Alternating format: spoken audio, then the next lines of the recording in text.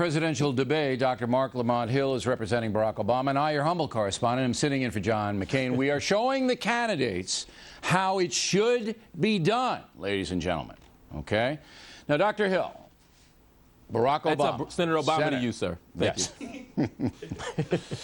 A Wall Street Journal column today estimates that you, sir, will increase the federal deficit from $1 trillion to $4 trillion over the next 8 years if you're elected.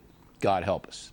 Because you have no way to pay for your entitlements. And the backup on that is the Tax Policy Center, the Joint Tax Committee, and the Center for a Responsible Federal Budget all agree that your numbers don't add up. You cannot put in hundreds of new programs and cut taxes on 95% of the people the way you say you will without bankrupting the United States. What say you? I would suggest that you speak to the folk at the Tax Policy Center or some of the other nonpartisan institutions. No, I do. I have the Tax Policy Center right here. Not possible to do what you say you're going to do.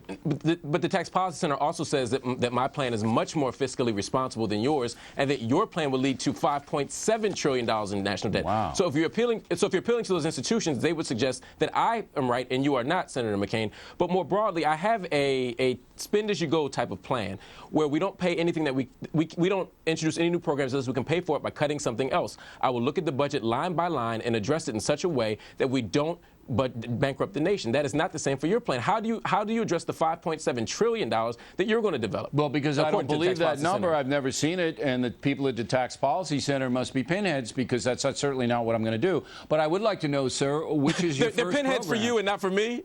Well, no. I mean, I'm just calling them pinheads. But in the case when they criticize... call them patriots. No, when they criticize you, they're brilliant. When they criticize me, they're pinheads. That's just the way it goes. I mean, I can't say anything other than that. But what is the first program that you're going to cut, Senator? Well, again, we have to look at the budget. I want one. The first one you're going to cut is...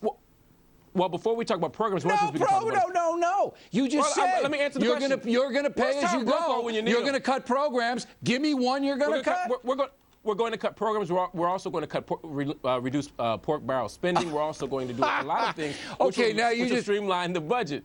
No, I'm sorry. In this debate, this is why I introduced. Give me one. Give me one program you're going to cut. That's all I'm asking. Just one. Again, we have to do a line-by-line thing. I can't. Okay, give me one line. Give me anything. Make it up. Again, no, I can make. I mean, clearly. You don't know. You don't know. You don't know what you're going to cut because you're not going to cut anything. You know what? Can I call a timeout? This is the actual issue that I have with Barack Obama, is that I actually don't find his economic plan to be fully. Okay. Just say that, Senator Obama. Say, look, I have an issue with myself. All right? Okay. You know, I don't know what I'm going to do. but because it's true, he doesn't know what he's going to do. But Senator, the programs that you propose to cut are just as problematic. I'm cutting everything. I'm cutting all programs out. That's the problem. And we're going to close Washington, where it's all going to be run by the states. Exactly. And that is just as ridiculous as someone standing up here saying that they're going to go line by line and streamline. All right, let's talk about the folks in the remaining 2.5 minutes we have. Let's talk about the folks. I'm going to put forth my program, Senator Obama, because I don't believe you're looking out for the folks. You say you're going to cut taxes for 95% of the folks. If you do, you'll bankrupt the nation. The dollar will fall apart, and we'll have a depression, not a recession. Here's what I'm going to do. Don't forget the sky will fall. I'm going to basically keep the Bush tax cuts the way they are in all the tax brackets, okay? I am not going to give any tax cuts to corporate America at all. I'm not going to do that. I'm going to keep them the way they are because we have the second highest corporate tax in the world next to Japan. Japan's not doing real well these days. I am also going to freeze government spending. That means when I'm elected president in 11 days, not one more penny will be given to any government program for 1 year. Until we can get this deficit down, we can get things under control, because they're out of control now. That is a sound fiscal policy. Go.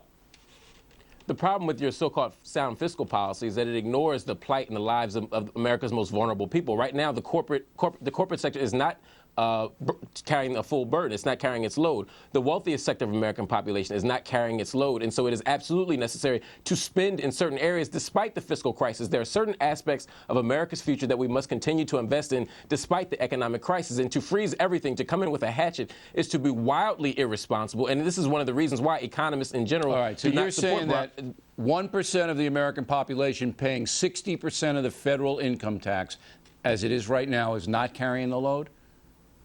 What I'm saying is that That's right now the middle not carrying the load? What I'm saying is that the middle class at this moment is overburdened. So you Many want of the tax- more than 1% carrying 60. You want more than that, Senator.